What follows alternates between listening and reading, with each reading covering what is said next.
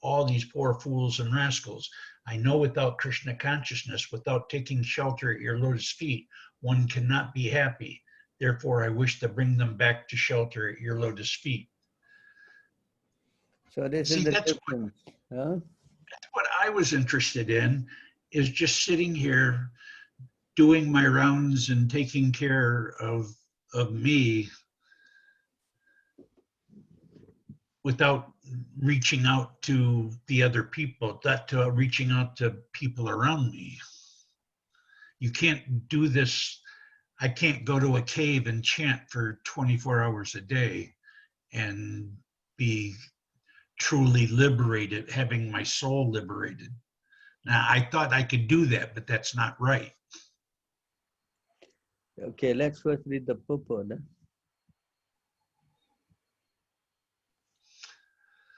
I don't see anybody coming on. I thought it's 9 o'clock. No. What's happened? Yeah, it was supposed to be 3 o'clock in the morning. I thought he said that so many will come on. Very strange, yeah? Yes. I mean, I didn't see anybody getting it. Can you call Sevananda and ask him what's going on? Let me call him and talk to him and find out what's happening. Okay. You can carry on reading in the meantime. Huh? Okay.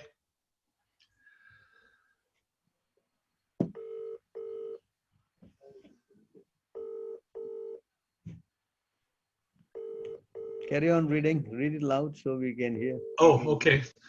This is the decision of the Vaishnava, the pure devotee of the Lord. For himself, he has no problems, even if he has to stay in this material world, because his only business is to remain in Krishna consciousness.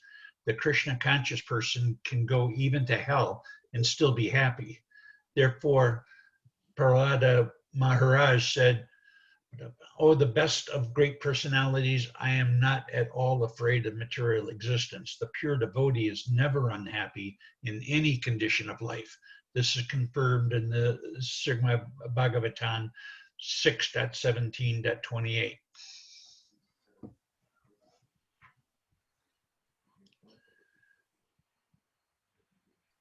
Devotees solely engaged in devotional service of the Supreme Personality of Godhead, Narayana, never fears any condition of life. For them, the heavenly planets, liberation, and the hellish planets are all the same. For such devotees are interested only in the service of the Lord. For a devotee, being situated in the heavenly planets and being in the hellish planets are equal. For a devotee lives neither in heaven nor in hell, but with Krishna in the spiritual world. The secret of success is for the devotee is not to understand by the karmis and the jhanas. Karmis Therefore, and jnanis. Karmis and jnanis. Karmis and jhanas. Karmi. Karmi. Yeah. The one karmi means those people who are working like an ass. And a jnani means a speculator. The jnani means one who is a speculator. What? A speculator, a mental speculator. Oh, speculator. Okay. Therefore, try to be happy by material adjustments. And jhanis want to be happy by coming one with the Supreme. The devotee has no such interest. He is not interested in the so-called meditation in the Himalayas or the forest. Rather, his interest is in the busiest part of the world, where he teaches people Krishna consciousness. The Krishna consciousness movement was started for this purpose. We do not teach one to meditate in a secluded place just so that one may show that he has become very much advanced and may be proud of his so-called transcendental meditation. Although he engages in all sorts of foolish materialistic activities, a Vaishnava like Prahlada Maharaj is not interested in such a bluff of spiritual advancement. Rather, he is interested in enlightening people in Krishna consciousness, because that is the only way for them to become happy. Prahlada Maharaj says clearly, I know that without Krishna consciousness, without taking shelter of your lotus feet, one cannot be happy.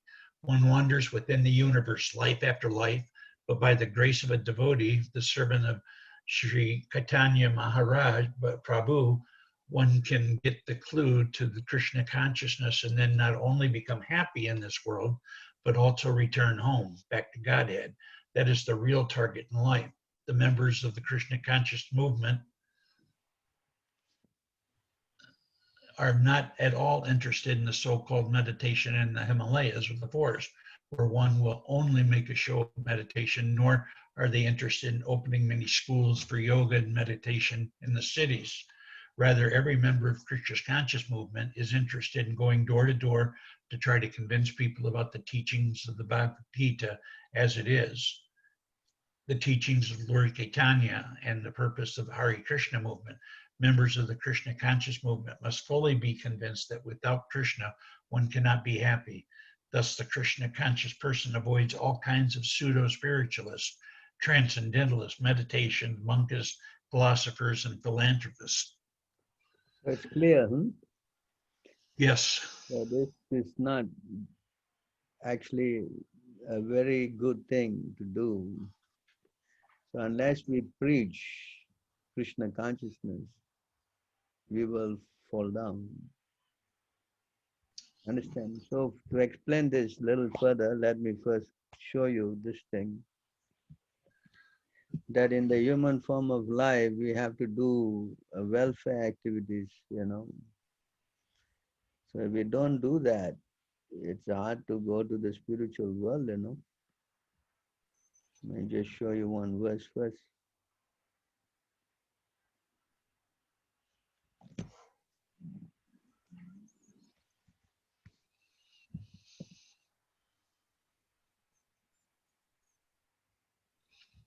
This verse is here.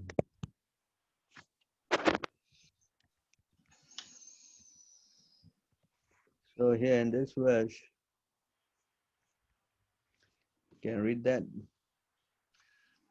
The self-effulgent, Self-effulgent, the self-effulgent Vaikuntha planets. Vaikuntha. planet, by whose elimination alone, all the illuminating planets within this material world give off reflected light, cannot be reached by those who are not merciful to others living entities. Only persons who constantly engage in welfare activities for other living entities can reach the Vaikuntha planets. Vaikuntha planets. And that the Vaikuntha planets are the higher plane. Vaikuntha means a place where there is no birth, death, old age, and disease. That's in the spiritual world. That's the spiritual world. Okay. Understand? We are in the material world where it's full of anxiety. You understand? So if you want to go back to Godhead, there's another word, you're going back to Godhead. If you don't do welfare activities for other conditioned souls, then it's very difficult to go. Understand? And preaching is the topmost activity. Krishna says in the Bhagavad Gita, anyone who preaches this message is very dear to me. There's nobody more dear than him. Yes? Yes. You understand? So we have to learn how to do that,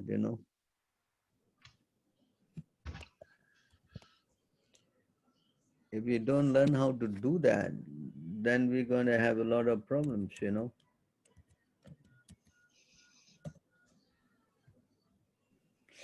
So in this verse,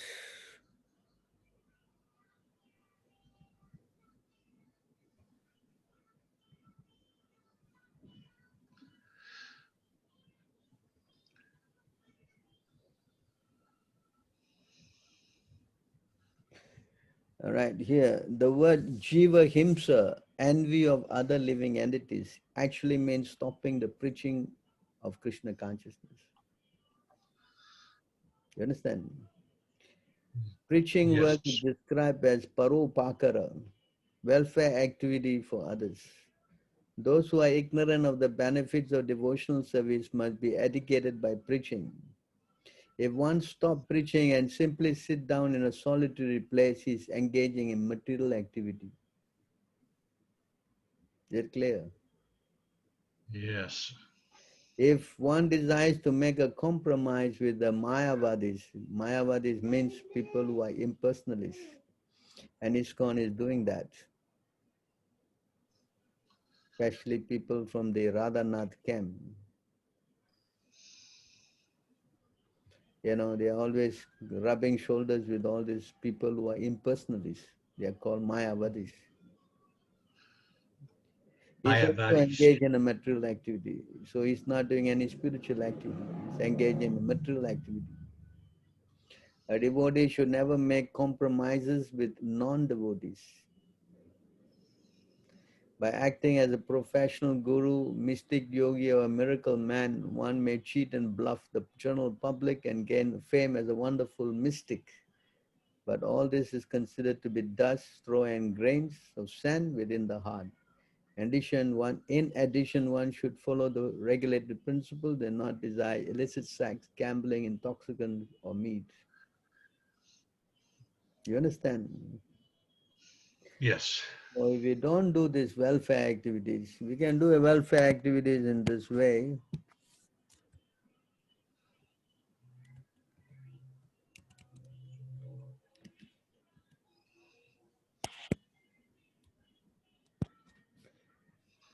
So in this way we can do our welfare activities. Prabhupada quote this verse many times. You want to read that? It is the duty of every living being to perform welfare activities for the benefit of others within his life, wealth, intelligence, and words. With his life, wealth, intelligence, and words. So you can give your life, or you can use your money, or you can use your intelligence, and of course you can also use your words. Understand? So when I help distribute food and I hand out the books to the people that want them, then that's part of my devotional service as well. Yes. You want to read this? There's two kinds of general activities. Shreyas, or activity which are ultimately beneficial and auspicious, and prayas, or those which are immediately beneficial and auspicious. Can you read on? For So example. Shriya is beneficial and auspicious, and Priyas are those which are immediately beneficial and auspicious. For example, children are fond of playing. They do not want to go to school to receive education, and they think that to play all day and night, enjoy their friends, is the aim of life. Even in the transcendental life of Lord Krishna, we find that when he was a child, he was very fond of playing with his friends of the same age, the cowherd boys. He would not even go home to take his dinner. Mother Yashoda would have to come out and induce him to come home. Thus, it is the child's nature to engage all day and night in playing, not caring even for his health and other important concerns. This is an example of Priyas, or immediate beneficial activities. But there's also Shriyas, or activities that are ultimately auspicious according to the Vedic civilization.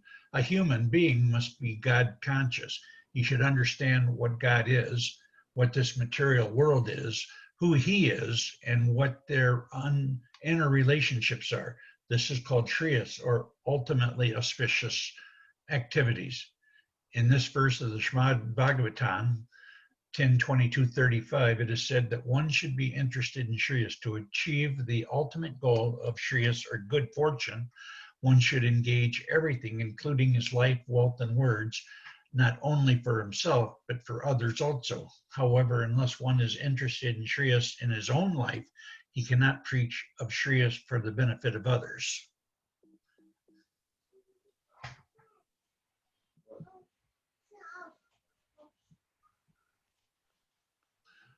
This verse cited by Sri Chaitanya Mahaprabhu applies to the human beings, not to animals. As indicated in the previous verse by the words of the Mahasajana, These injunctions are for human beings. Unfortunately, human beings, although they have the bodies of men, are becoming less than animals in their behavior.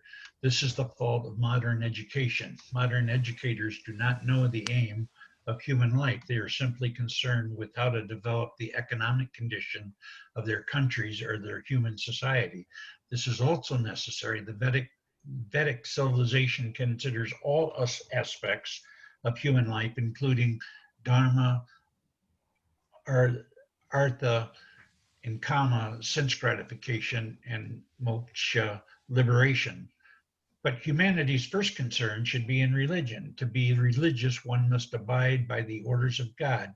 But unfortunately, people in this age have rejected religion and they are busy in economic development. Therefore, they will adopt any means to get money.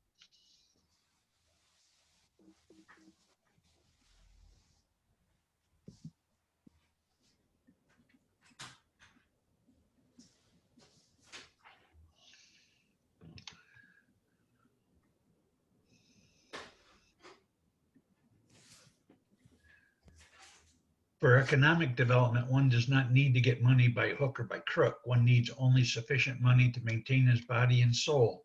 However, because modern economic development is going on with no religious background, people have become lusty, greedy, and mad after money.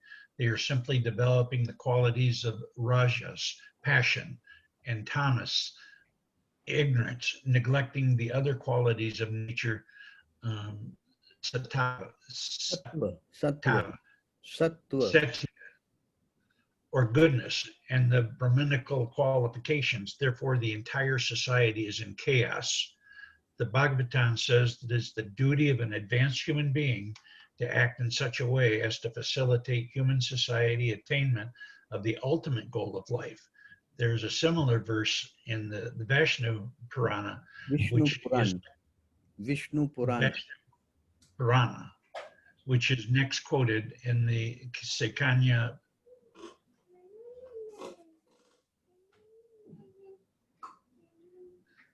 By his work, thoughts, and words, an intelligent man must perform actions which will be beneficial for all human entities in this life and the next.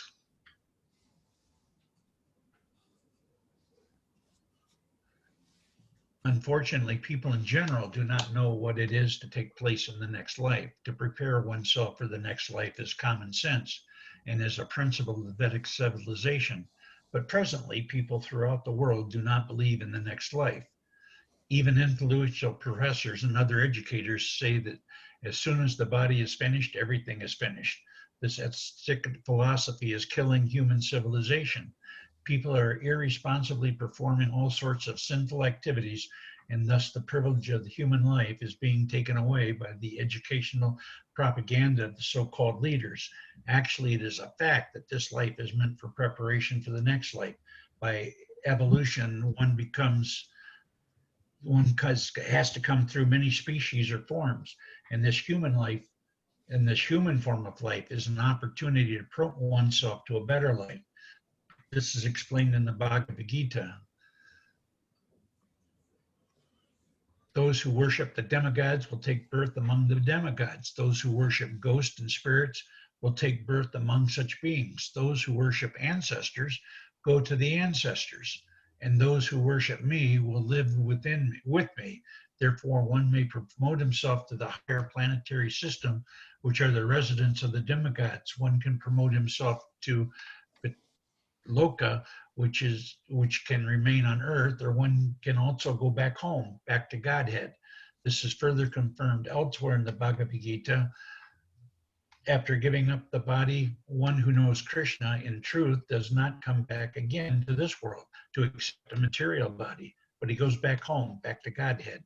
This is knowledge in the Shastras, and people should be given the opportunity to understand it. Even if one is not able to go back to Godhead in one life, the Vedic civilization at least gives one the opportunity to be promoted to the higher planetary systems where the demigods live and not glide down again to animal life. At present, people who do not understand this knowledge, although it constitutes a great science, for they are uneducated and trained not to accept it. This is the horrible condition of modern human society. As such, the Krishna conscious movement is the only hope to direct attention of intelligent men to a greater life. So you understand this thing.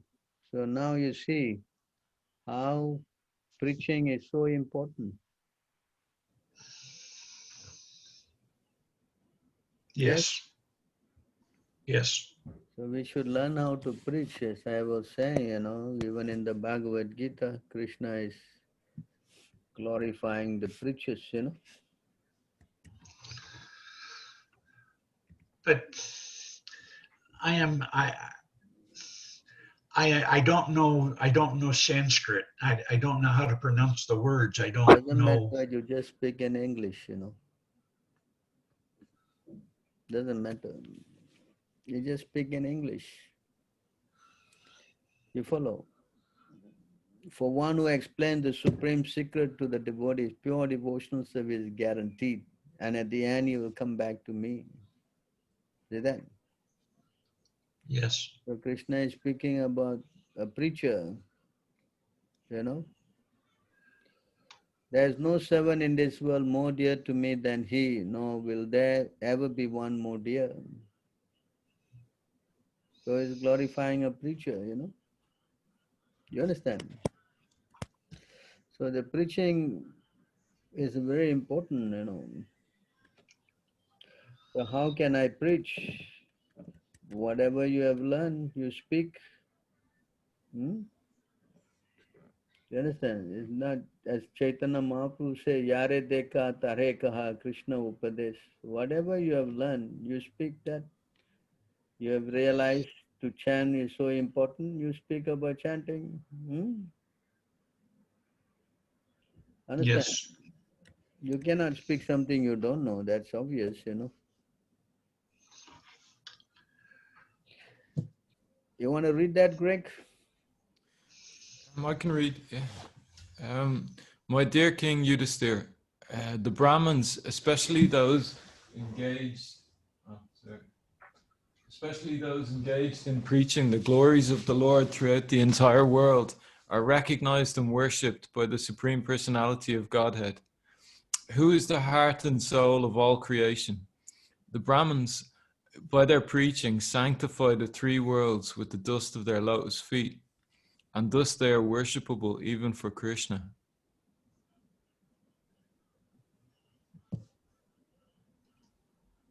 So you see how those people who preach, they're very dear to Lord. Yes? Even the gopis, they are glorifying the preachers. The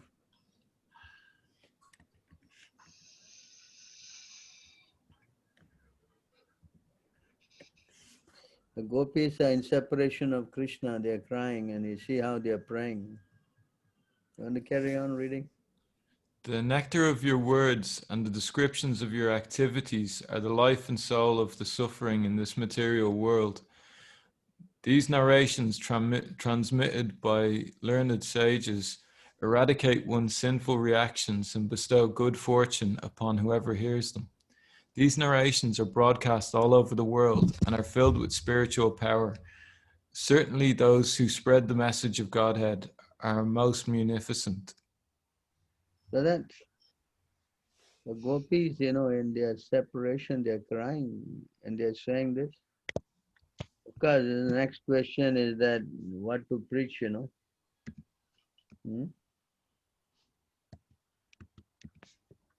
How to preach. This is explained here in this verse. Yare dekha tare kaha Krishna upadesh, hamara jnana guruhana tara e desh. The very famous verse. This is order of Chaitanya Mahaprabhu. How to preach? Can you read? Instruct everyone to follow the orders of Lord Sri Krishna as they are given in the Bhagavad Gita and the Srimad Bhagavatam. In this way, become a spiritual master and try to liberate everyone in this land. This is the sublime mission of the International Society for Krishna Consciousness. Many people come and inquire whether they have given up family life to join the society, but that is not our mission. One can remain comfortably in his residence. We simply request everyone to chant the Maha Mantra, Hare Krishna, Krishna Krishna, Hare Hare, Hare Rama, Rama Rama, Hare Hare. If one is a little literate and can read Bhagavad Gita as it is, and Srimad Bhagavatam, that is so much the better. That is, sorry, this is, that is so much the better. These works are now available in an English translation and are done very authoritatively to appeal to all classes of men. Instead of living engrossed in material activities, people throughout the world should take advantage of this movement and chant the Hare Krishna Maha Mantra at home with their families.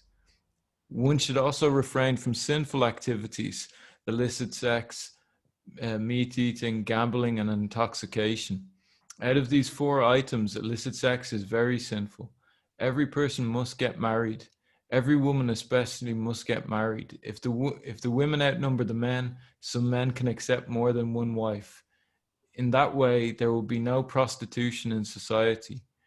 If men can marry more than one wife, illicit sex life will be stopped. One can also produce many nice preparations to offer Krishna from grains, fruits, vegetables, and milk. Why should one indulge in unnecessary meat eating and maintain horrible slaughterhouses? What is the use of smoking and drinking tea and coffee? People are already intoxicated by material enjoyment, and if they indulge in further intoxication, what chance is there for self-realization? Similarly, one should not partake in gambling and unnecessarily agitate the mind. The real purpose of human life is to attain the spiritual platform and to return to Godhead. This is the summum bonum of spiritual realization. The Krishna consciousness movement is trying to elevate human society to the perfection of life by pursuing the method described by Sri Chaitanya Mahaprabhu in his advice to the Brahmana Kurma. That is, one should stay at home, chant the Hare Krishna mantra, and preach the instructions of Krishna as they are given in the Bhagavad Gita and Srimad Bhagavatam.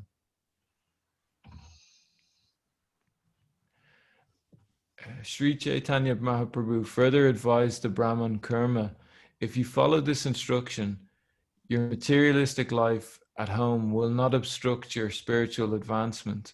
Indeed, if you follow these regulative principles, we will again meet here, or rather, you will never lose my company. This is an opportunity for everyone.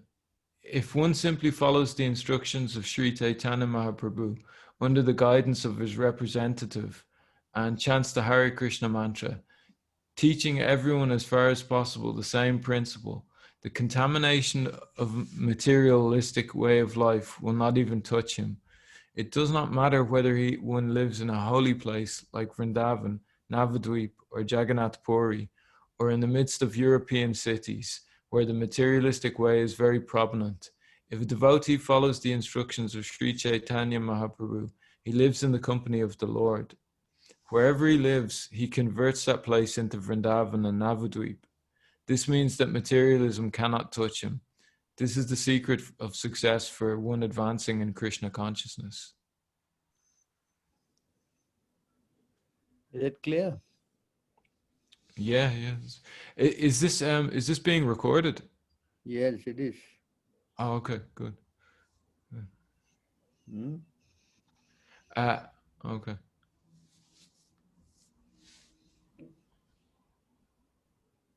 So again, continue reading.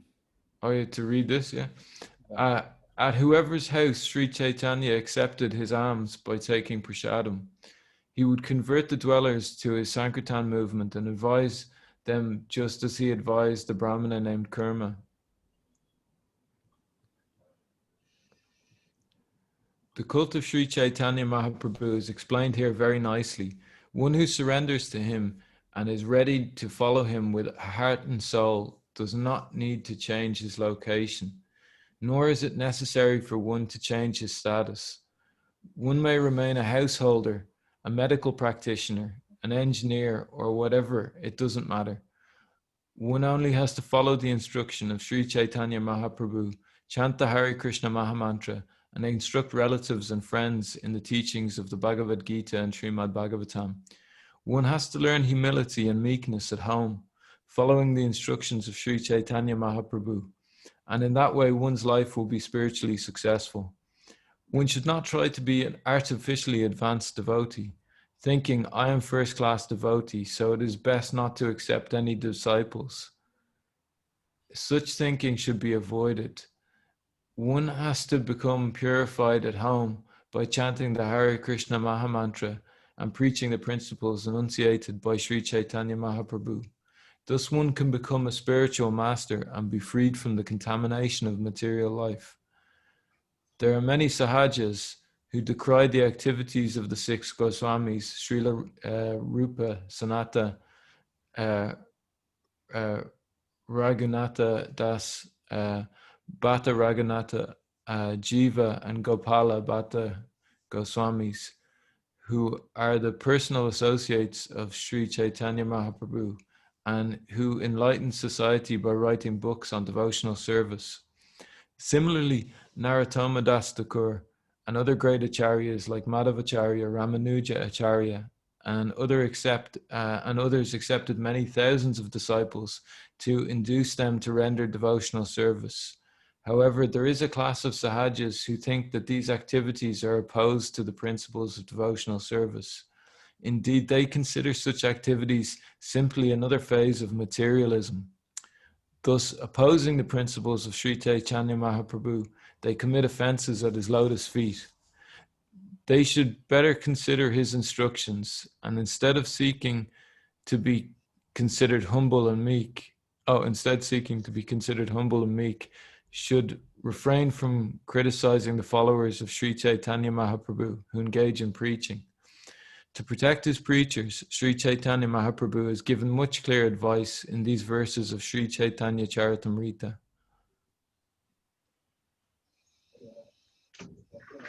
So you can see how Chaitanya Mahaprabhu advised, You understand? So whoever you meet, you try to preach Krishna consciousness. It is not that you have to give up your house and family and everything. All you have to do become Krishna conscious. And Prabhupada advice here is not to become a big time guru and accept many disciples. Prabhupada said best not to accept disciples. See, it's so clear here. This whole guru thing is big nonsense. Yes? Yes. This is the highest welfare work anyone can do to give Krishna. You can see how, especially in the West, it's so visible, how people are so degraded. And in this condition, they are not happy. They are so miserable. And this is what you do. I am trying to do this by your blessings of all the devotees like yourselves.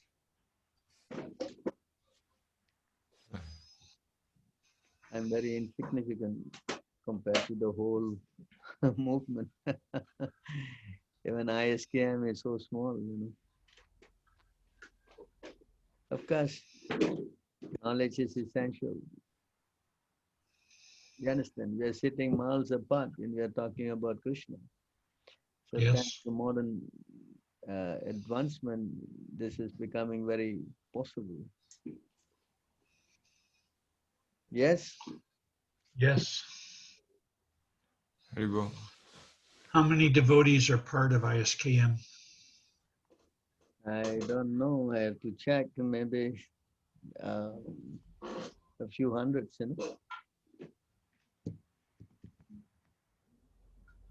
But devotees in ISKM are thoroughly knowledgeable, They're not like in ISKCON where they all are speculators. When you ask a question, they cannot explain that, in reference to scriptures. See, like now we are reading the books together. It's very inspiring, is it not? Yes. So this is how you can also preach. Sit together with someone and read it together. You know? Of course, you should know where to refer and where not to refer. That's essential. That means you have to first read the books thoroughly yourself, you know. Otherwise, you may get lost where to show what, you know. So never Yes. mind. It's just that you give the book, you know, if they read on their own, also it's very good, you know. Or you can sit down and read together also. It's also good, you know. Get them to hear, you know. If they hear one line, if they hear half a line, their whole life will become perfect, you know. You understand? When you give your Facebook sessions, Mm. are you're also talking to a room full of people, right? Yes. Because I never get to see them from the camera angle. Yeah, because now, of course, we don't usually show the crowd, you know, because our camera is only directed to the speaker. Yes. But, you know, because you have a sophisticated system where you can show the crowd and all, that's another thing, you know. You understand? Are those people that live in the temple?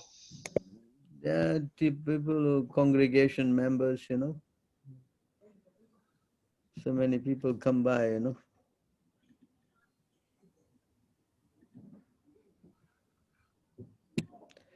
This thing And is you pick the topics for each. How many times a week do you do this? usually speaking to the people. I'm a whole week, you know, to different part of the world, you know. I'm on class practically every day, you know. But on the weekends, I have got more engagements, you know. Like now, this is my second class, you know. I had one in the morning, Bhagavatam class. Now I'm on here. Then in the evening, I'm with Philippines, you know. Are they all on Zoom?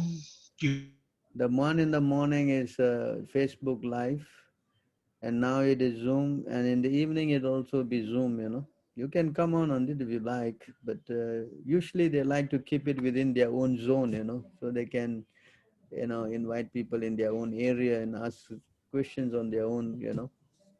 So the leader yes. who organized like to be connecting his people, you know, like that. Because if you want to join in, you can always come on and ask him, you know. And plus, it's always all recorded, you know, so you can always tune on and hear them again. Where do I find the recordings on the website? Yeah, it's all on our Sri Krishna Mandir, you know, our international Sri Krishna Mandir website. You have all the recordings there. Okay. You wanna read this? Yeah, one who, oh, sorry, George or myself? Oh, anyway. One Yeah. who, One who has undeviating attention constantly recites this literature at every moment of every hour, as well as one who faithfully hears even one verse or half a verse or a single line, even half a line, certainly purifies his very life, his very self. So that, so even one line, half a line, Prabhupada even said, he went to even to the extent, even they touch the book, they get purified. So you see, this is so important, giving knowledge. Knowledge is the essence, you know. It is not the body, you know. The body is irrelevant. It is the knowledge. The reading, you could spend 100 lifetimes and not read everything that has been written. You may read, you know, but to realize it is another thing. Do you understand? Realization is very important. And realization comes by the mercy of Guru and Krishna. You understand? It is not Just, of course, reading is very important. We're not saying it's not good. It's important. But to realize is the essence, you know. Well, that's funny because I have read the Bhagavad Gita at least 5 times, Mm, maybe more. mm. But every time I read it, or every time I open it up, and I read something that I've read 10 times, all of a sudden it means something different to me this time, that I get a different realization from it. Yes, that's why it says that, you know, this book, you can keep reading and reading, you know. You will always get new and newer ideas, you know. Krishna is, you know, book is not very, what we say, stereotype, you know. You follow? But So now do we I are do I reading, need now we are do I reading, need to learn yeah. Sanskrit? Do I need to learn how to pronounce these words You can correctly? try to pronounce them slowly by slowly, you know. It's not difficult, it's just an attempt, you know. If you cannot do it, doesn't matter also. You know, the most important thing is Krishna sees the devotion, you know. But like Greg, he does it so well. Yes, so you should learn and get inspiration from Greg. I I I, I do. I get inspiration. I would like to know how to learn. Simple, you know, you just have to learn, practice by pronouncing one word at a time. You see, Y-A-Ya, S-Y-A, Sya, yes, Sya, D-E, Yes, yeah. De, V-E, Deve, Yasya Deve Para Bhakti, Yata Deve Tata Guru, Tasyaiti Katita He Artha, Prakashante Mahatmanaha. Practice, no?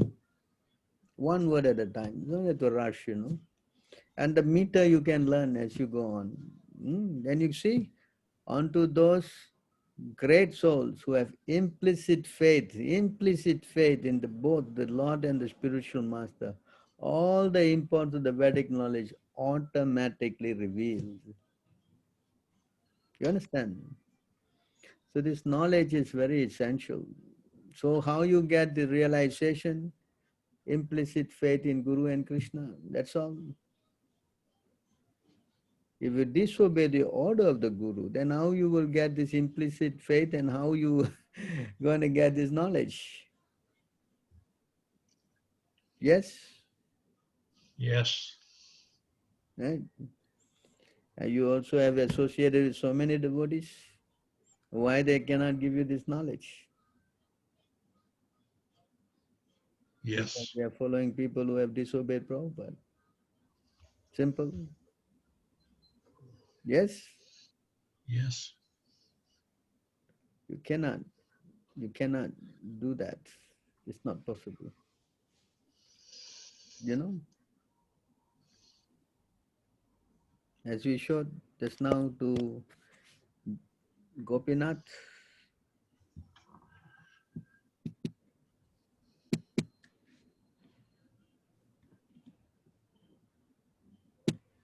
this black arrow is not going. I mean, this thing is a headache.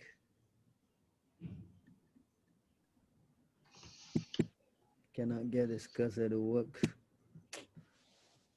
This Oh, program is, you know, the mouse broken, is it? no, I think it's mainly because this Windows is parallel, you know. I'm on a laptop, I'm on a Apple, and I introduced this program, you know, parallel windows, you know. Oh, So it gets into this kind of a problem.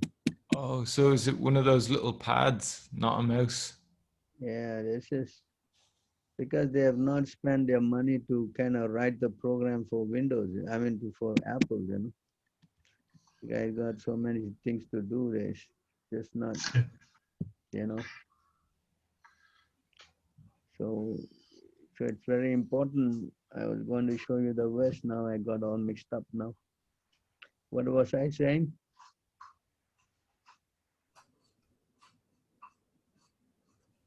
I was saying something just now.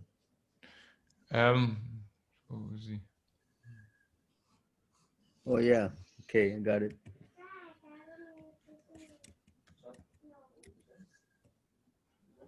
I was reading this just now with with Gopinath Prabhu.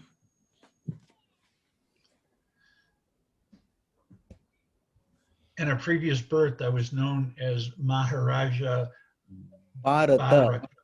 Bharata. Bharat. Bharata. I attained perfection by becoming completely detached from material activities through direct experience, and through indirect experience I received understanding from the Vedas. I was fully engaged in the service of the Lord, but due to my misfortune, I became very affectionate to a small deer, so much so that I neglected my spiritual duties. Due to my deep affection to the deer, in my next life, I had to accept the body of a deer. The incident herein described is very significant. In a previous verse, it is stated, Vina Matra Pada Pada. Rojo. Raja Abhishekam. Okay, you try, never mind, huh? We don't know. By Vina Mahat Pada Raja Bishakam. Very good. One cannot obtain perfection without smearing the dust from the lotus feet of an exalted devotee on his head. If one also follows the orders of the spiritual master, there is no question of falling down. As soon as a foolish disciple tries to overtake his spiritual master and become ambitious to occupy his post, he immediately falls down. Yashya Prasada Bhagavat Prasado Yasabardam Nana Kutapai. If the spiritual master is considered from the morning Mangalarti song, we are singing. Yasha Prasada Bhagavat Prasado Yasha Prasada Nagati Kutopi. This verse you sing in the morning, Mangalarti. I hear it, yes. By the mercy of the spiritual master, one gets Krishna, and by the mercy of Krishna, one gets the spiritual master. Mercy. That's the meaning of this verse. Carry on. If the spiritual master is considered an ordinary man, the disciple surely loses his chance to advance further. Despite a very rigid life in devotional service, Bharata Maharaj did not consult the spiritual master when he became overly attached to the deer. Consequently, he became strongly attached to the deer, and forgetting his spiritual routine, he fell down. Saw this point, Greg?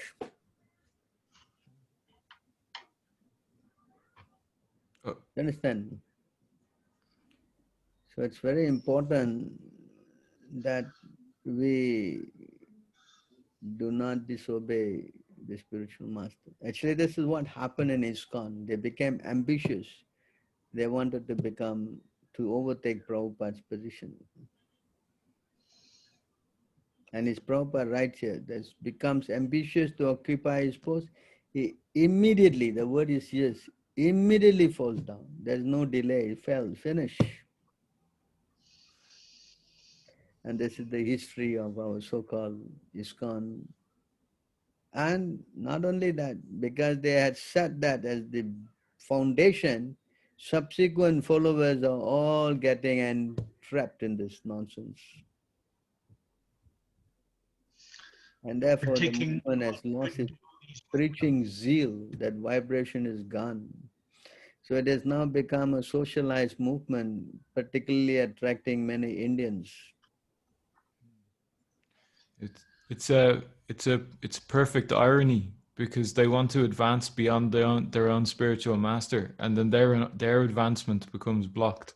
Yes. So, but they're taking so many good devotees with them. Yes. There's devotees that they don't know they're following the wrong person.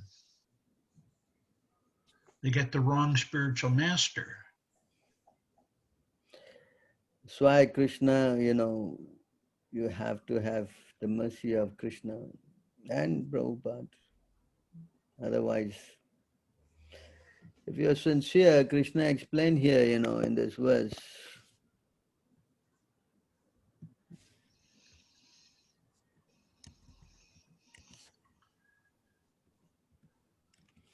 In this verse, Krishna is explaining this point. You want to read this?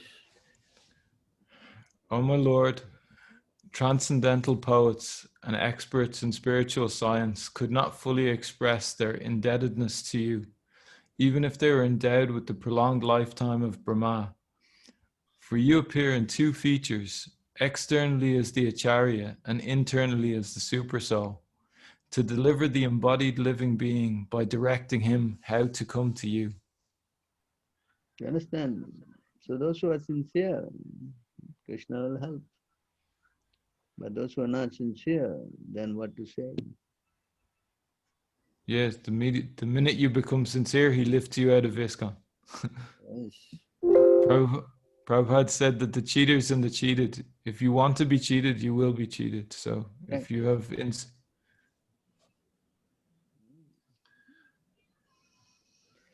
So we have to be very, as even in the Bhagavad Gita, Krishna says,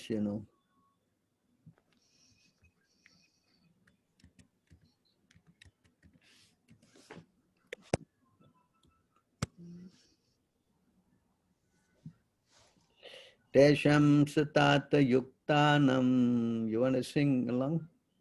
Tesham satata yuktanam. Tesam satata yuktanam Ajantam pritipurvakam. bhajantam pritipurvatam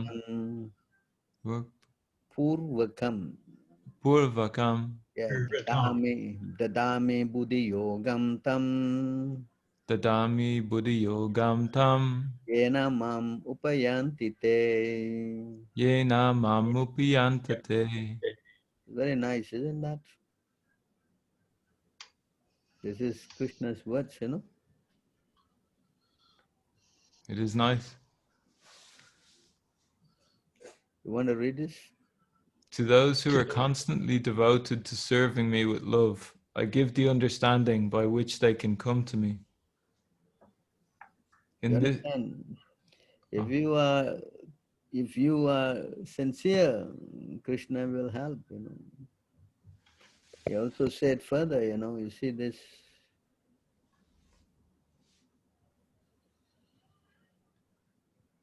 Here. A person may have a bona fide spiritual master and be attached to a spiritual organization, but if he is still not intelligent enough to make progress, then Krishna from within gives him instruction so that he may ultimately come to him without difficulty. The qualification is that a person always engage himself in Krishna consciousness with love and devotion, render all kinds of service. He should perform some sort of work for Krishna, and that work should be with love. If a devotee is not intelligent enough to make progress on the path of self-realization, but is sincere and devoted to the activities of devotional service, the Lord gives him a chance to make progress and ultimately attain Him. You understand this?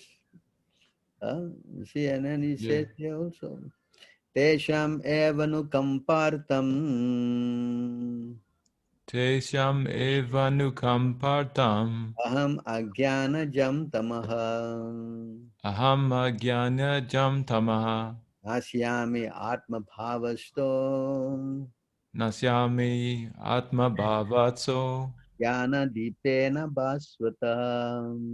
jnane dipena basvata.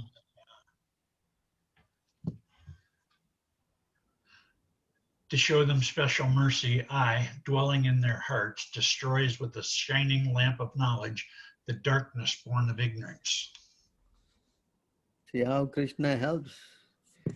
But if you try to become a cheater, Krishna say among the cheaters, I am bigger cheater, And how he cheats is explained here.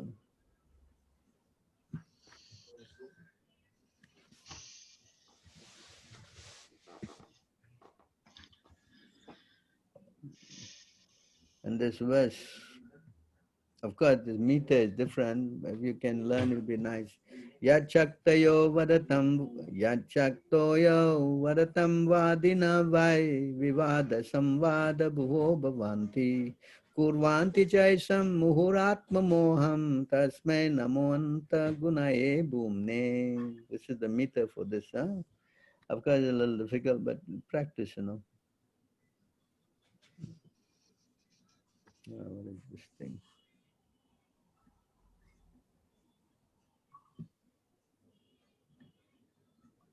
You want to read this? Let me offer my respectful obeisances unto the all-pervading Supreme Personality of Godhead, who possesses unlimited transcendental qualities, acting from within the cores of the hearts of all philosophers who propagate various views.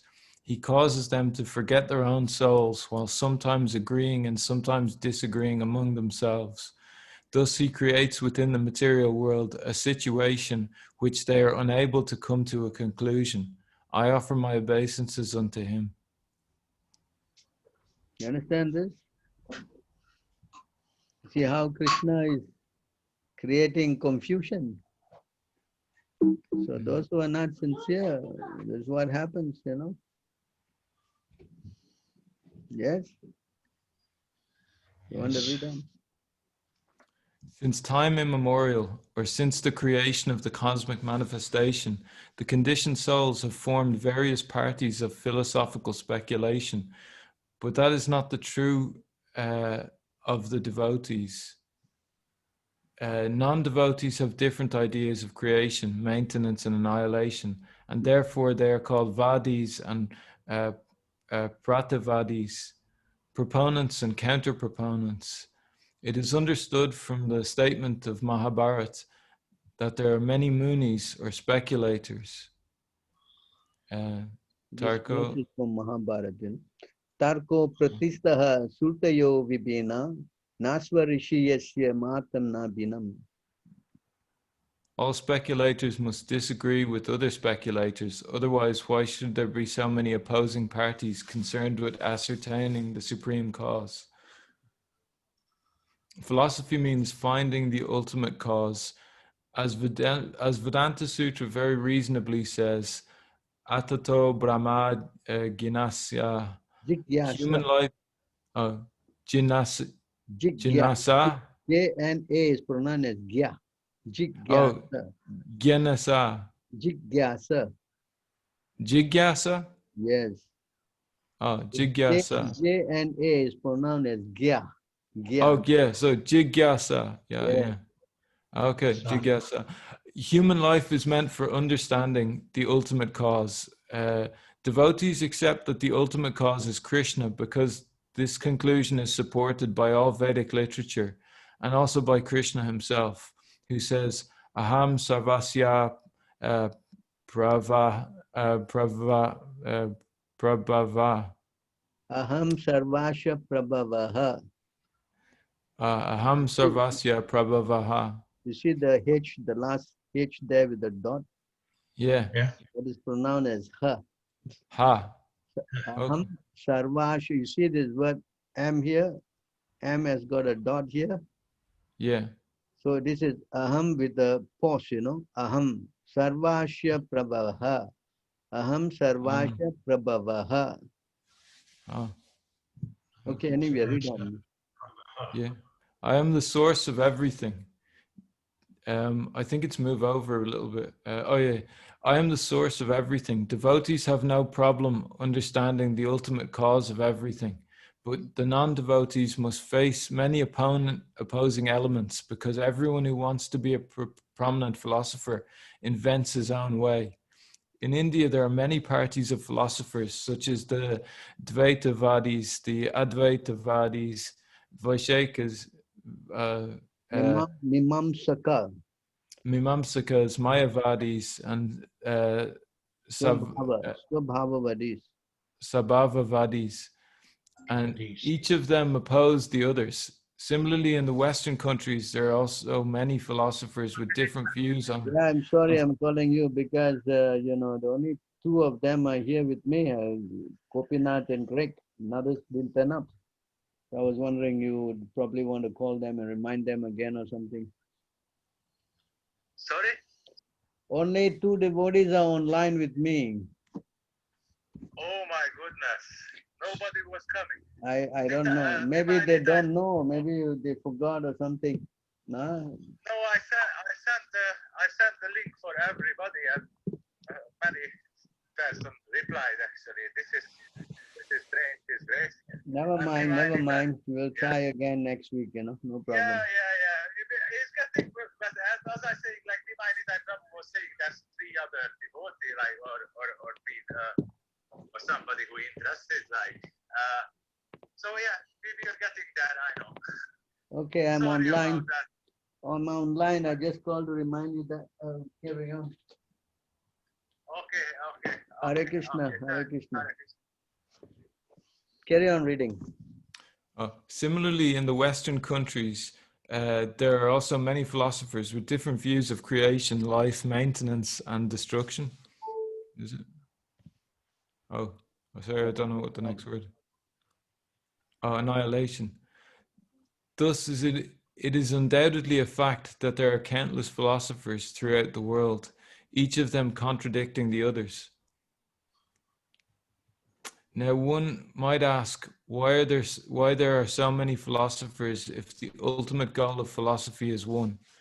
Undoubtedly, the ultimate cause is one, the Supreme Brahman, as Arjuna told Krishna in Bhagavad Gita 10:12. You want to try this?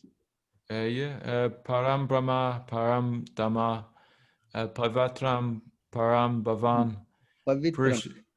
Pavitram, Param Bhavan, Purusham, Sasvatam, Divyam, Adi Devam, Agyam, Vivam. Very good. You are the Supreme Brahman, the ultimate, the supreme abode and the purifier, the absolute truth, the eternal divine person. You are the primal God, transcendental and original. You are the unborn and all-pervading beauty. Non-devotee speculators, however, do not accept an ultimate cause. Sarva karma karana karanam. Sarva karana karanam. Sarva karana karanam. Yes. Yeah, because they are ignorant and bewildered concerning the soul and its activities, even though some of them have a vague idea of the soul, many controversies arise, and the philosophical speculators can never reach a conclusion. All of these speculators are envious of the Supreme Personality of Godhead. And as Krishna says in Bhagavad Gita, chapter 16, verses 19 to 20, Tanaham Dvistaha Kruran. Kruran.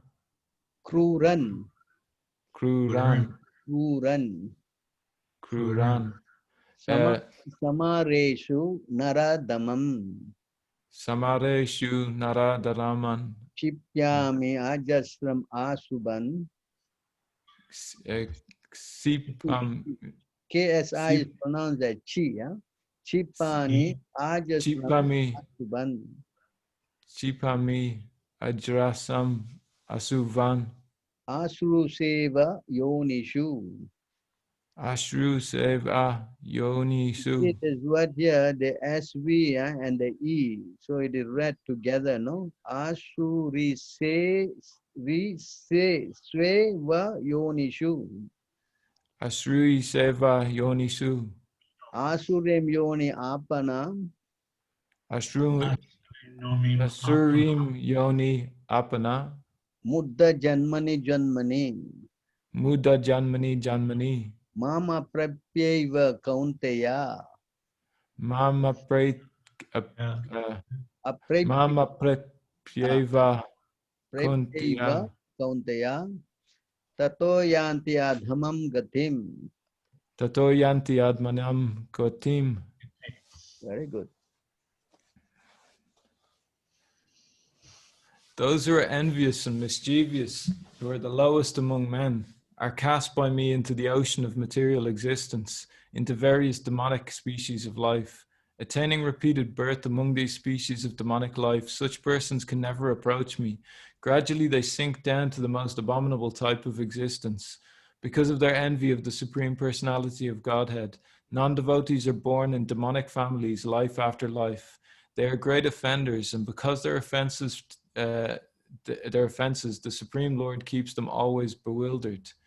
Kurvanti Chaisam Mahur Atma Moham. The Lord, the Supreme Personality of Godhead, purposely keeps them in darkness. Atma Moham. The great authority, Parasara, the father of Vyasadeva, explains the Supreme Personality of Godhead thus. Jnana Shakti, Shakti Baleshwarya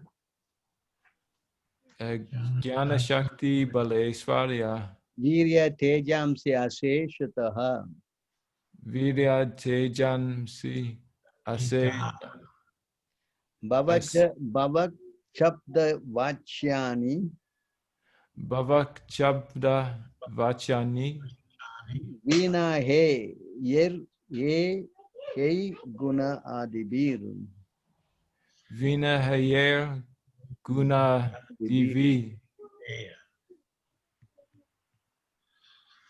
The demonic speculators cannot understand the transcendental qualities, form, pastimes, strength, knowledge, and opulence of the Supreme Personality of Godhead, which are all free from material contamination. Vina Hayer Guna Vadi Guna Divi. These speculators are envious of the existence of the Lord. Jagad Dahur Anishvaram. Their conclusion is that the entire cosmic manifestation has no controller, but is just working naturally. Thus they are kept in constant darkness, birth after birth, and cannot understand the real cause of all causes. This is the reason why there are so many schools of philosophical speculation. So you see this? They cannot. They always have all kind of crazy, you know. Yeah. It was Bhaktivinoda Thakur. He wrote a book called Enlightening the something about shedding light on the nature of darkness, or so. I can't remember the title, but it was he deconstructed all of the different philosophies of the world, the Western philosophies, and it went backwards. The book went backwards, and he started with all of them, and he said, it's not this, it's not this, it's not this, it's not this. And finally he came to Krishna consciousness and explained, this is what it is. Yes. You know.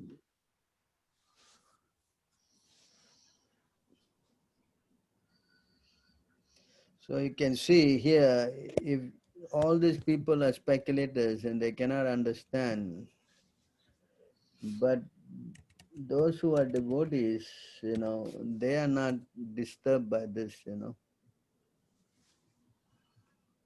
You see here.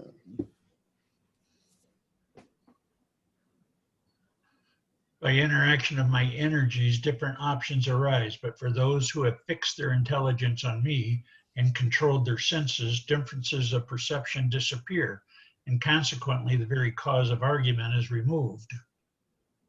You understand? So if you become a devotee, then you know all these things are not disturbing you. That's why Krishna says in the Bhagavad Gita also, no? Yeah, it says here in this verse how, you know, I bewilder those people who are not my devotees, you know? Correct? Yes. Can you read that? I am never manifest to the foolish and unintelligent. For them, I am covered by my internal potency, and therefore they do not know that I am unborn and inexhaustible. So you see how if you are not devotee, Krishna covers himself, you know. You follow? But if you become a devotee, then Krishna is, you know, revealing everything to you. You see? Krishna says here in this verse,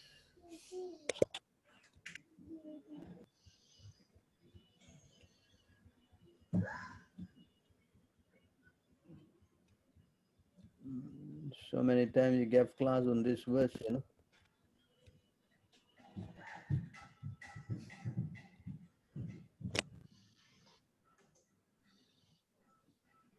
In this verse, Krishna is saying, Shri Bhagavan uvacha maya sakta manah partha yogam yunjam adashrayah asamsayam samagramam yatha jyasyasi tachrunu. You want to read that? The Supreme Personality of Godhead said, "Now hear, O son of Pritha, how by practicing yoga in full consciousness of me, with mind attached to me, you can know me in full, free from doubt." You see that? For those who people who are not, that Krishna covers himself.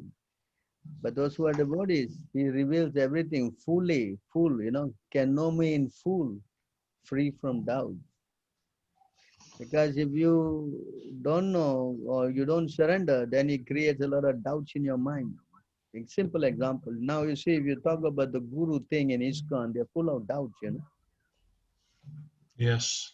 because they have disobeyed. Krishna clouds their brains, You follow? But for those who are devotees, Krishna reveal everything. See?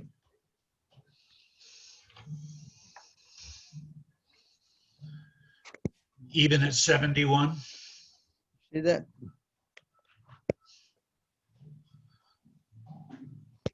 Oh, what verse is this now? 9:13. Okay.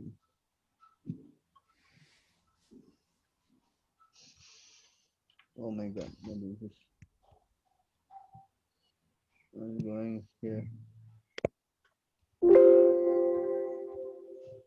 So here you see another verse here. Mahatmanastu mamparta Mahatmanam tu mam partha devim prakritim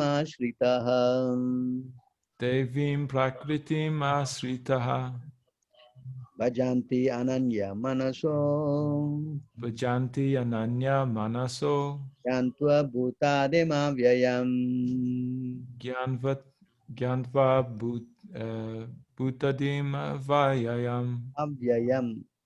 avyayam. You want to read that? O son of Pritha, those who are not deluded, the great souls, are under the protection of the divine nature.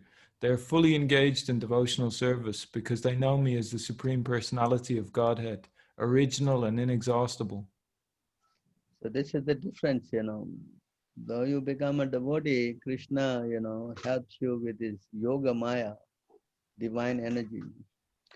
But those who are messing around, then, he covers himself from that person.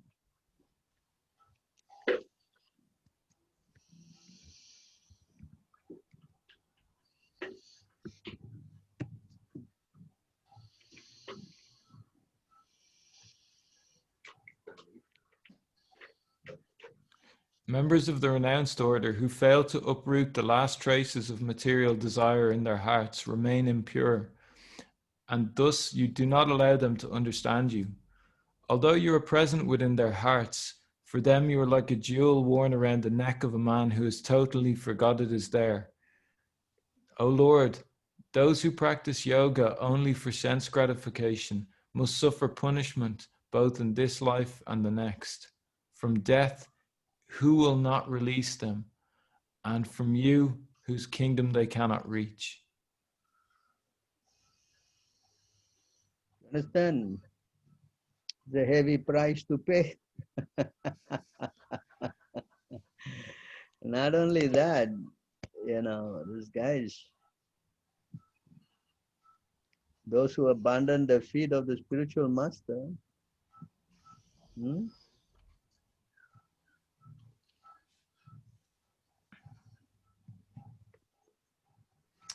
The mind is like an impetuous horse that even persons who have regulated their senses and breath cannot control.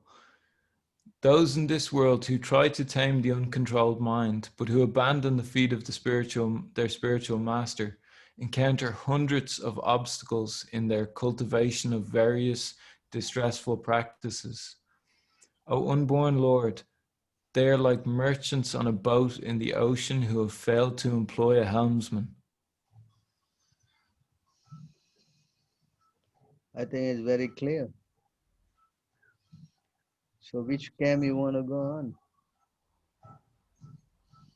Mm. The one with the helmsman. Yeah. The one who knows where they're going.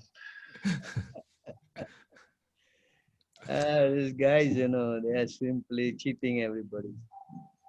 You can only stand back and laugh at them.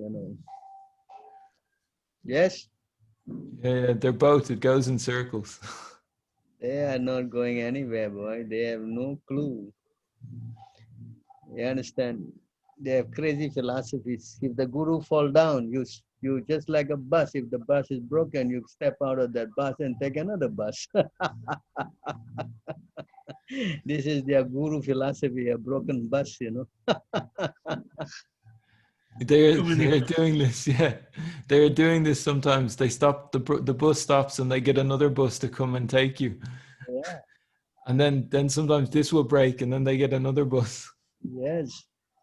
But why you should break if it is fully empowered with Krishna?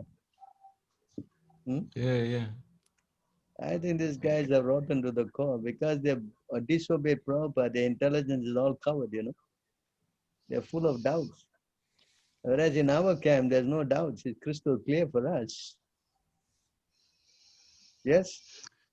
Yeah, but the scary part is that some of them aren't filled of doubt. They think they're doing the right thing and everybody else is wrong. Bewilders them. That's why Krishna bewilders them. You understand? Krishna bewilders them, making them think that, yes, we are on the right course. Yes. No, you cannot cheat Krishna, It's in your heart. You give the intelligence, the remembrance, and the forgetfulness too. They sometimes we cannot see their doubts, but they have doubts in their mind. Like the action tells, if a guy is a crook, he will also act crookishly, Understand? He will give that kind of vibration that you can feel it, that this guy is a joke, Why have you not surrendered to them? Why are you coming to us? Clearly explains. They are not convincing enough for you to accept that they are pure devotees. Yes. Yes. Sad story. They are my god brothers, I live with them. I know most of them. You understand? And because I'm speaking the truth, they expel me. They excommunicate me. I'm showing you scriptures. Am I wrong? Then they say, oh, the devils can also quote the scriptures. So the devil is quoting the Srimad Bhagavatam and everything, explaining their flaws. So he becomes the devil. Does that make sense? Yes. Understand? So I'm not bothered. Since 2000 year they expelled me, I'm still going on. In fact, I'm expanding now. You understand? Yeah, Gopinath Prabhu was saying that they appear to have no doubts. Well, he was saying they have no doubts, but theirs is very, very limited. Like with Prabhupada, you could take him anywhere and he would keep giving the same consistency. But theirs, they have to, everything is there is a pantomime. They must control it, and it's like when a person gets an interviewer and they know who the interviewer is, so they get softball questions all the time. It only works a limited time, and it does not work all the time. Like, because truth, they cannot give absolute truth, because to give absolute truth, you need to refer to the scriptures. Yeah. So and they cannot refer to the scriptures because Krishna blind their consciousness. You understand? So yeah, it will eventually. You ask me a question, I show you the verse. Yes. Yes. I don't speculate and say this is what I think and could be and might be. I don't do that. Do I? No. And not on top of that, by coming here and hearing, your doubts are getting cleared. Yes? Because every time I ask you a question, you show me the words. You don't give me your words. You give me the words from Prabhupada and the words from Krishna. They're not your words. You show me where the words are. Yes. That's how you instill faith, because what I'm showing you is absolute truth. Yes? Yes. And absolute truth can only cut off all these doubts, you know? That's why even in the Bhagavad Gita, Arjuna is saying, you know,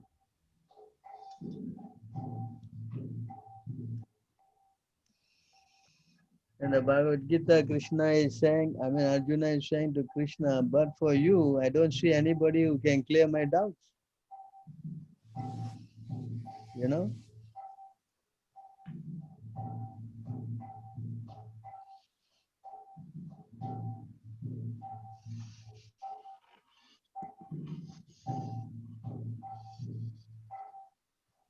Etan me samsayam Krishna, Etam me samsaham Krishna. Krishna chetum arasya seshataha, Chetam arasya e sataha asheshataha, asheshataha tvaranye samsayasya syam, Tvadanya samsahya yasya Ekam.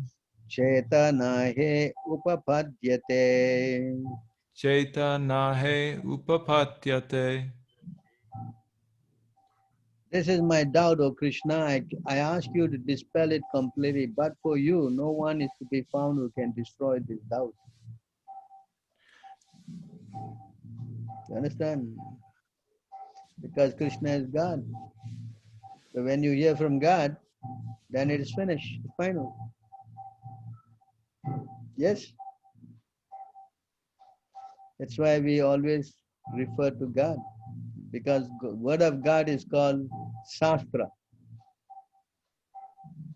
You understand? And any Prabhupada gave a big, simple example. In a court of law, two lawyers may be fighting, you know, but it's all based on the law book. Yes? Yes. So we have to base ourselves. I may be wrong, you may be wrong, but the Shastra, word of God, cannot be wrong. Yes? Yes. That's why all these secrets are hidden in the heart of the Mahajans. The 12 Mahajans, you know. So they are giving their realization and they are quoting the words of God. They're not just speaking on their realization, you know, what we say, mental speculating, you know. You follow? Yes. This is explained here in this verse, you know.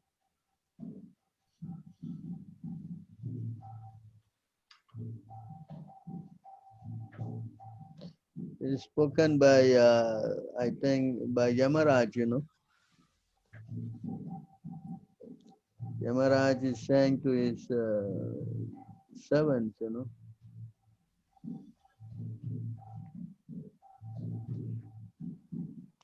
In this verse,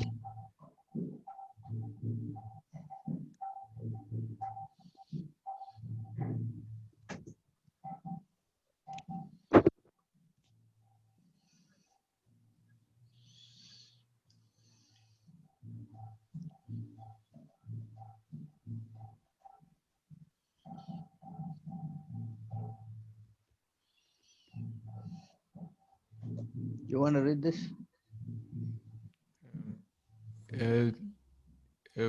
What's I Yamaraj? Yamaraj is double word there. I Yamaraj. Oh, is it? Yes. I Yamaraj, Indra, the king of heaven, Nriti, Varuna, Chandra, the moon god, Agni, Lord Shiva, Bhavana, Lord Brahma, Surya, the sun god, Vivashu, the 8 Vashus, the Sadyas, the Maruts, the Rudras, the Siddhas, Marichi, and the other great rishis engaged in maintaining the departmental affairs of the universe. The best of the demigods headed by Brahaspati and the great sages headed by Brigu are all certainly freed from the influence of the 2 base material modes of nature, namely passion and ignorance. Nevertheless, although we are in the mode of goodness, we cannot understand the activities of the Supreme Personality of Godhead. What then is to be said of others who under illusion merely speculate to know of God? So that. So therefore, there are 12 Mahajans, and only these Mahajans, they know. That's why the disciplic succession, they come from them. So you see here, this verse, this is the parampara. Lord Brahma, Bhagavan, Narada, Lord Shiva, the four Kumaras, Lord Kapila, the son of Devahuti, Svabhuva Manu, Swayambhuva Manu, Prahlad Maharaj, Janaka Maharaj, Grandfather Bhishma, Bali Maharaj, Sukadev Goswami, and I myself know the real religious principle.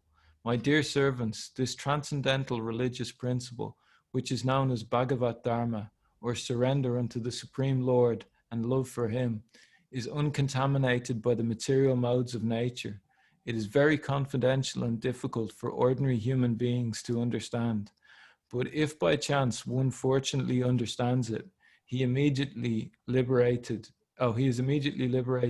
and thus returns home back to Godhead.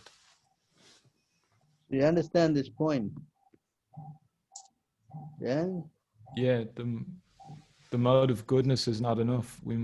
It must be transcendental. You can read the purport. In Bhagavad Gita, Lord Krishna refers to the Bhagavat Dharma as the most confidential religious principle. Sarvagut-yatamam,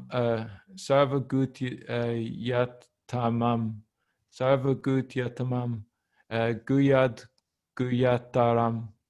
Krishna says to Arjuna, because you are my very dear friend, I am explaining to you the most confidential religion. Sarvadharman parichacha mamakam sarvaram vraja. Give up all other duties and surrender unto me. One may ask, if this principle is very rarely understood, what is the use of it?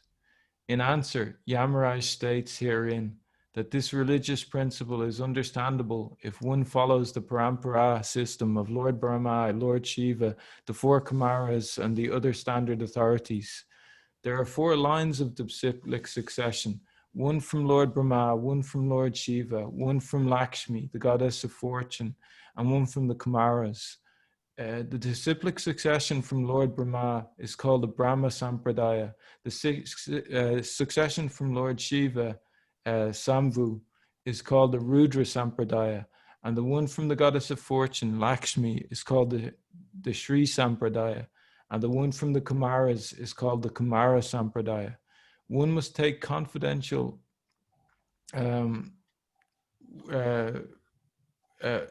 one must take shelter of one of the 4 sampradayas in order to understand the most confidential religious system. In the Padma Purana, it is said Sampradaya Vihina Ye Mantraste Nisvala Mata. If one does not follow the 4 recognized disciplic successions, his mantra or initiation is useless. In the present day, there are many apasampradayas or sampradayas which are not bona fide, which have no link to authorities like Lord Brahma, Lord Shiva, the Kumaras, or Lakshmi. People are misguided by such sampradayas. The Shastras say that being initiated in such sampradayas is useless waste of time, for it will never enable one to understand the real religious principles. So you understand? So the 4 Kumaras, the 12 Mahajans, for which we are also connected, parampara. This is how you can really understand. But as we have discussed, the moment you try to become more than your spiritual master, then you disconnect yourself. And therefore the knowledge becomes what we say, obscured. Which Sampradaya is Vaishnav Sampradaya? Is it the Kumaras? No, all four of us are Vaishnava Sampradayas.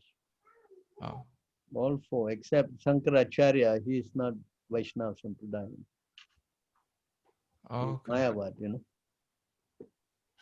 So it says there's four Sampradayas and the Vaishnavas follow all four of them, is it? Yes, Vaishnava follow either one of them, not all four, but one of them. You know, we are linked to Brahma Madhava. Others may Okay. be linked to the Ramanuja, you know, Sri Sampradaya. And others will be linked into the Kumara Sampradaya, and there's Nimbaka Acharya, another one leading to Vishnu Swami from the Shiva Sampradaya. So any one of the Sampradaya is bona fide. Because and the Acharya must be coming down, must be bona fide too, you know. Like now, connected to our ISKCON, but it is gone off track, no? You understand? I think so. So we are following the Brahma Sampradaya Yes, through Prabhupada. yes. Okay. But if you don't follow any of this, then your mantra will have no effect. Oh, and this is to say that the whole point of this was that it must be transcendental rather than the modes. Even the modes of goodness are not good enough. But in order, the point of following these sampradayas is to know what is transcendent. The point of following the sampradaya is that you will have the impetus to preach. Huh. If you don't preach, then you fall down.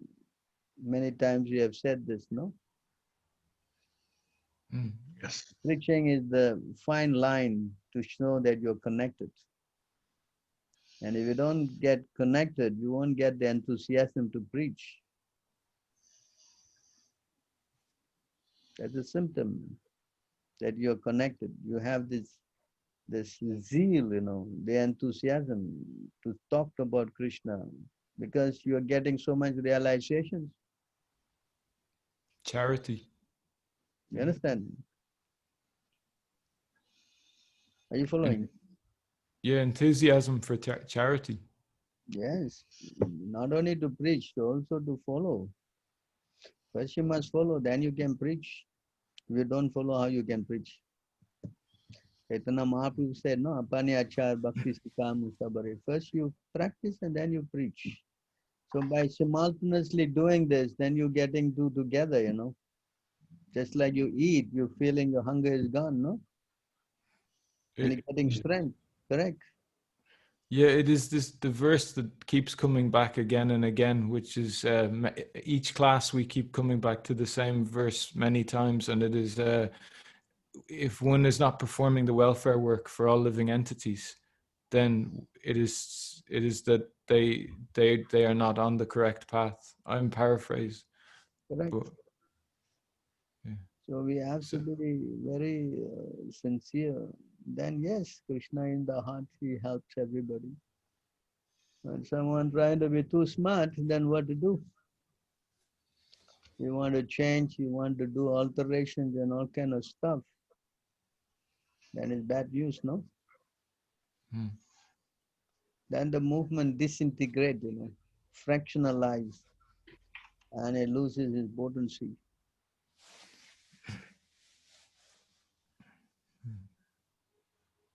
Yes? Yes. Yeah, so yeah, we can so we can know that we're on the correct path once we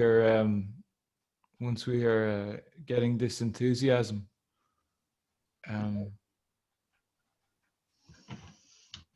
Yeah. Yes?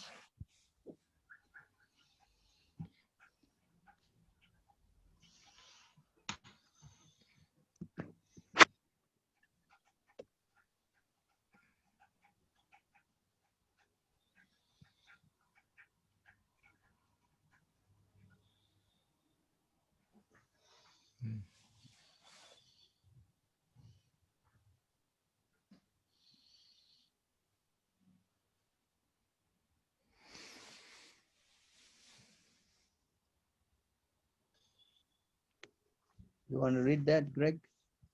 Sure. The word jiva himsa, envy of other living entities, actually means stopping the preaching of Krishna consciousness.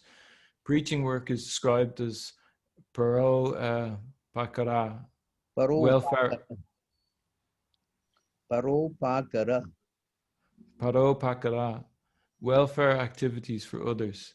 Those who are ignorant of the benefits of devotional service must be educated by preaching. If one stops preaching and simply sits down in a solitary place, he is engaging in material activity. If one desires to make a compromise with the Mayavadis, he is also engaged in material activity. A devotee should never make compromises with non-devotees. By acting as a professional guru, mystic, yogi, or miracle man, one may cheat and bluff the general public and gain fame as a wonderful mystic. But all this is considered to be dust, straw, and grains of sand within the heart. In addition, one should follow the regulative principles and not desire illicit sex, gambling, intoxicants, or meat. To give us practical instructions, Lord Sri Chaitanya Mahaprabhu cleansed the... You see, so if you don't preach, you will fall down. Right? Yes. So we have to be very careful in that aspect, you know. So as I already explained, you know, whoever you meet, you speak about Krishna, that's all. Yes? Yes. Anything else?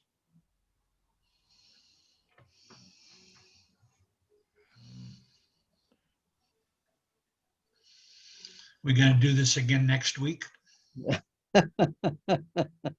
We can do it again in next hour if you want to.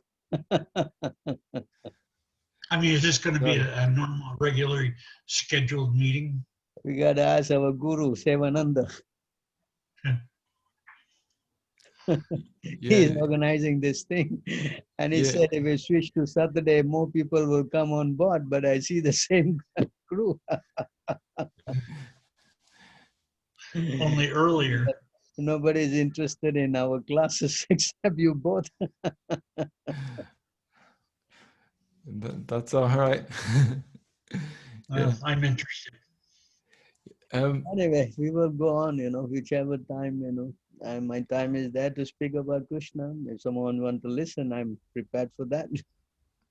Sure. Yeah, there was something that was on my mind while I was chanting.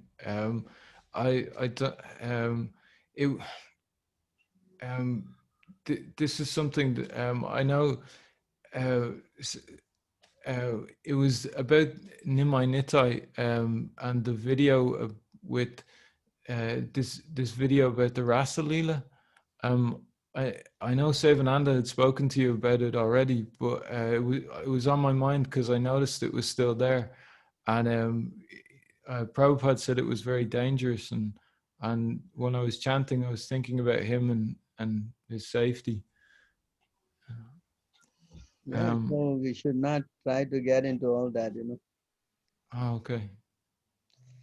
We just chant and gradually everything will come, you know. Everything will eventually appear gradually as we take up the process, you know. You understand?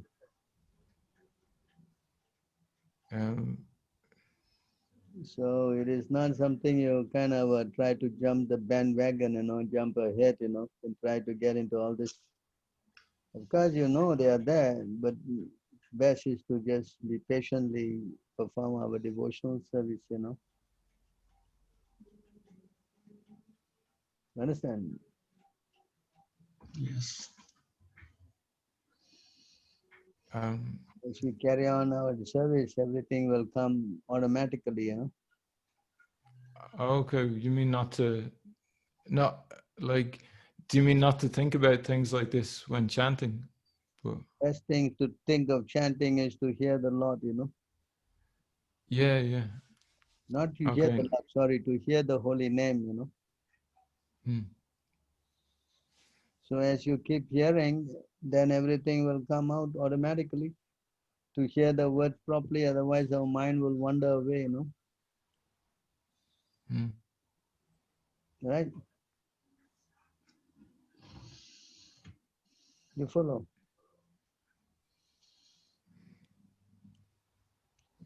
This is very important, you know. Sorry. So if you keep hearing, then everything will come gradually, one thing after the other, like this. The more you chant, the easier it gets. The more you chant, first thing, as I have explained, you know, you get the faith, you know. Then one become interested in associating with pure devotees. Thereafter, one is initiated by a spiritual master, execute the principle, regulate the principle and his order. Thus one is free from all unwanted habits and become firmly fixed in devotional service. These are stages, you know. Then one develops taste attachment. In this way, sadhana bhakti, the execution of devotional service according to the regulated principle. Gradually, emotion intensify, and finally there is an awakening of love. This is the gradual development of love of Godhead for the devotee interested in Krishna consciousness. This is the process, you know. You cannot try to jump straight to the point where you are dancing with Krishna, you know. Yeah, and that describes my life completely. Is that these are the steps that I've been taking since I've started this process. You know, I've been doing Krishna consciousness for almost 7 years now, and it's been gradually developing. And now that I'm initiated, it just everything is so much more concentrated. The feelings are more concentrated now. Yes, So that because you're are connected now. Now you're the connected. steps that yes. Now all the dirty things in your heart must go. And then you become fixed up. Then you get the taste. Then from taste you get attachment. From attachment you develop emotions, and then finally love of God. So you cannot just I, try to go to love of God when you have all kind of contaminated things in the heart. I am so lucky to be able to come to this in such a late stage in life. It doesn't This, matter, you know, age is not a barrier. For devotional service, there's no barrier, you know. Nothing can yes, impede devotional service. yes. Because you are eternal person, spirit, soul. You follow, spiritually you're not old. Maybe the body is old. Huh? You understand? Yes.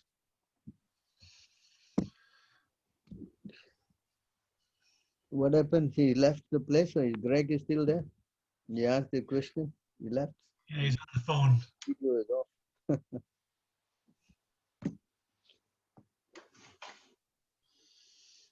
Yes.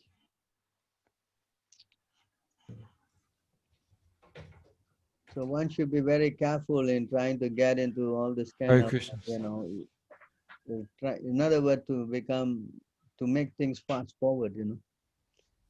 We cannot do that, you know. Spiritual life is a gradual process. Yes, you can't rush to the end. Hear the pastimes of the Lord with the gopis and all, there's nothing wrong. As you hear from Prabhupada, he has given it to us from the Krishna book and all that, you know. But trying to imagine, that's the problem, you know.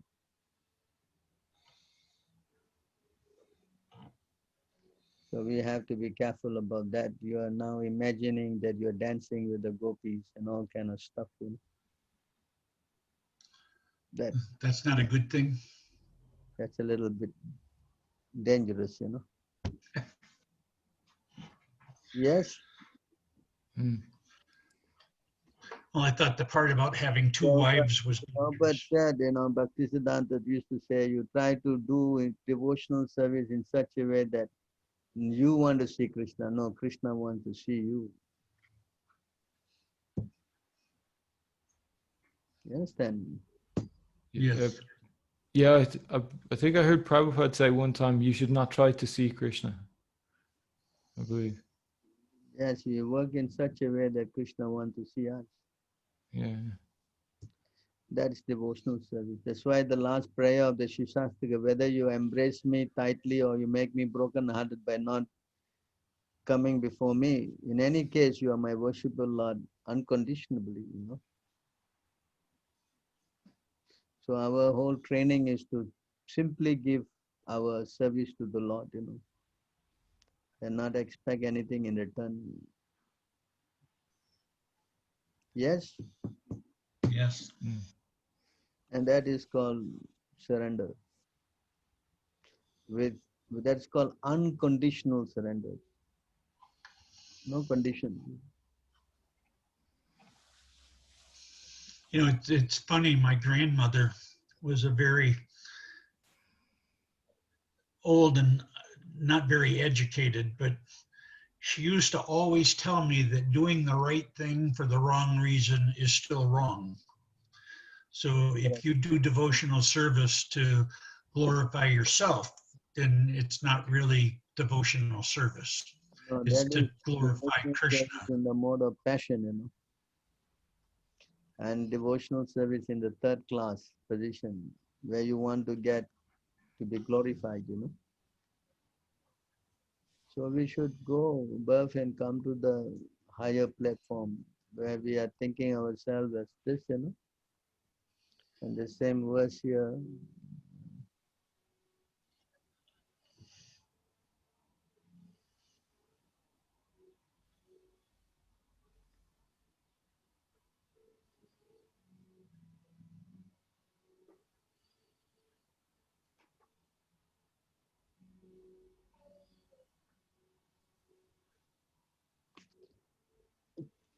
you can read this. Although a pure devotee's standard is above all, he still considers himself to be in the lowest stage of life. Until we can start thinking like this, we have to purify our heart, you know. Takes time, you know.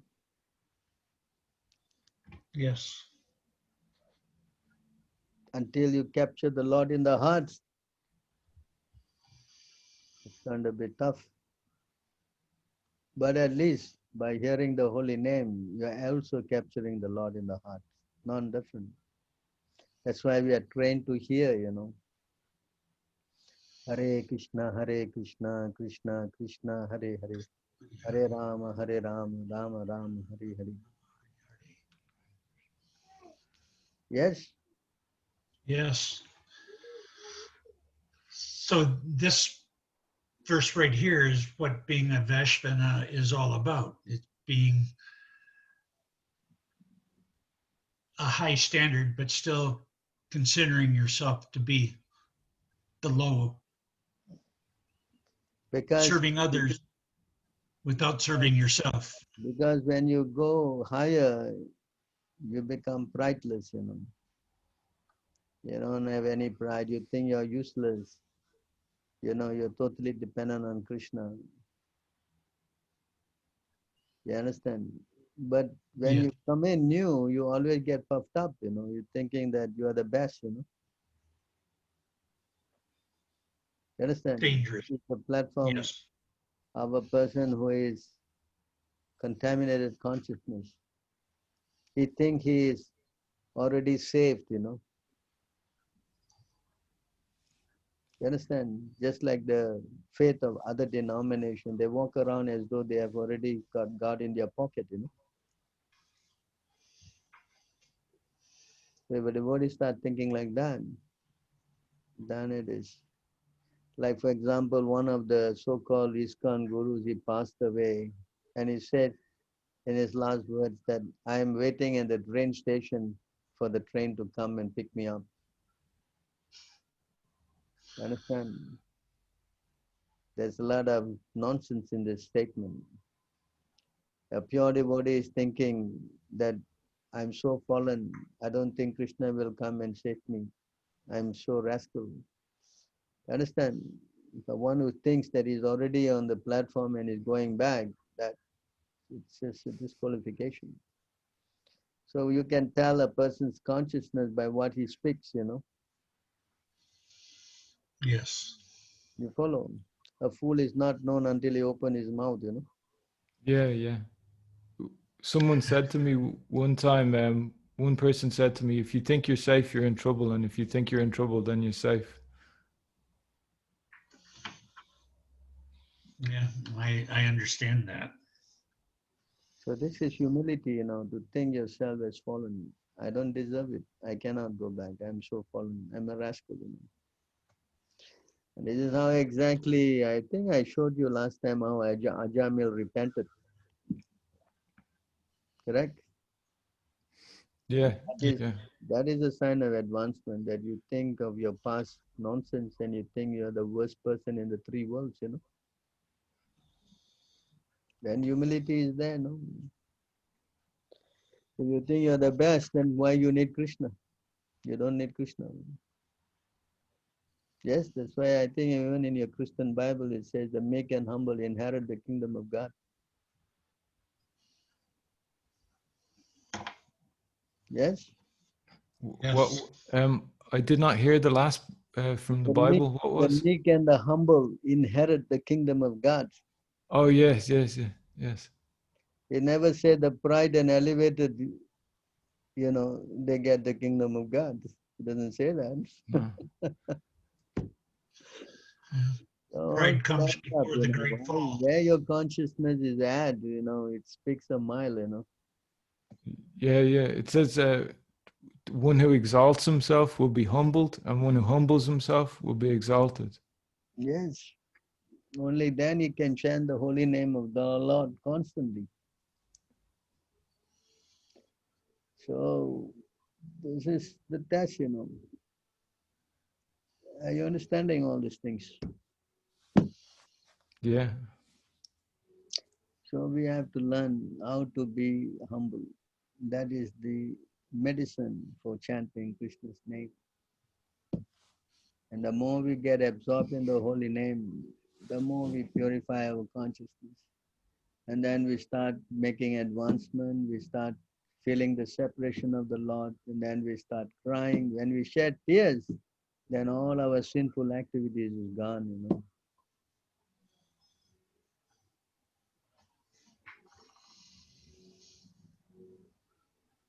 It is a process. And initiation is the beginning of that process. It is not the end. Yes.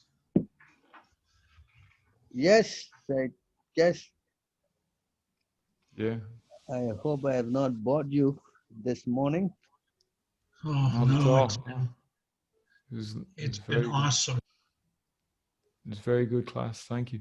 Is it possible we could get recording of this Yes, you can get the to recording. see all the verses? Yes, I can send it to you. I have to first download it and then I'll dispatch it to you. I don't know how soon, but you give me a little time, huh? Okay, thank you, What thank you. to Yeah, do, but I'm not so much, you know, a video kind of a man to, you know, I don't know this mechanics of it. I only preach and they do all the backups. oh, sure, sure. Yeah, yeah, it'd be great to get it like whenever, anytime. Just it's hard sometimes to take notes while the class is going on when you are reading also. It is like, but Yeah, there was some very nice. yeah, you know, when you hear the recording, then you refresh your mind again, you know. Also, yeah, yeah, yeah. There's more in the recording than simply the verses. There is also the discussion. So, Yes. yeah, And the nice you can hear at your own time again, and then you can rewind it and play back and so many things. yeah, yeah. Uh, yeah, And there was some very nice verses at the beginning. There was one, and Prabhupada said very nicely what is the whole mission statement of the Krishna consciousness movement. I think it was the first one you took from the Madhya Lila. yeah, That was it was I was struck by the purport about um, how well that one purport kind of describes the whole Krishna consciousness movement. So it seemed very nice for preaching. yes, Yare Deka Tare Kaha Krishna Upadesh in that verse. Mm. So I think I have to take leave now. If you have no more questions, I Uh, had to be away from your association, but what to do? You all have got busy schedules. yes. Thank you for taking the time, Sundar Gopal Prabhu. Hare Krishna. It's only 5:15 in the morning here, so Yeah, it is. For me, it is 6:15 in the afternoon. in the evening already. Yeah. The day is finished for me. The day is beginning for you. Yeah. What is day for the great soul is night for the. But I have my rounds in and I have my class in, so I've done everything I need to do today. So good. Okay. Anyway, you write up and you read, and then you come on board again, huh? You try to get more people on. That'll be the best. We can expand our Yeah, yeah. movement in that way. So, yeah, yeah. We invited some people, but they did not come. So maybe next week. I think maybe it's too early for them. Yeah, it could be, could be. London is a Um, cool place, to wake up so early is a lot of austerity, isn't it? Yeah, Gopinath, you've risen very early this morning, 4 a.m. Is it like? But yeah, it's 5:15, but I had my rounds in before 3:00. Oh wow, yeah. So you're doing great austerity to come. I don't sleep much. Oh, that's good. That's good. I think he did not sleep at all. He was so excited. He wanted to. Yes, He was the even first came on a one. half hour early. So Prabhu had said like that, and a lot of people. I said this to one person, and he could not believe when I told him. But he said that I told him that Prabhupada had said that the Krishna consciousness movement, the business is to reduce the eating and sleeping and sex life to zero. Yeah, sex life is the cause of losing your intelligence, losing your opulence and losing everything. Yes. And it brings a lot of misery, you know. Yeah. So why indulge in misery, Only a fool will do that, Yes. Yes? Yes. Yeah. Yes. Yeah. All right, so I will stop the sharing and I will stop the recording.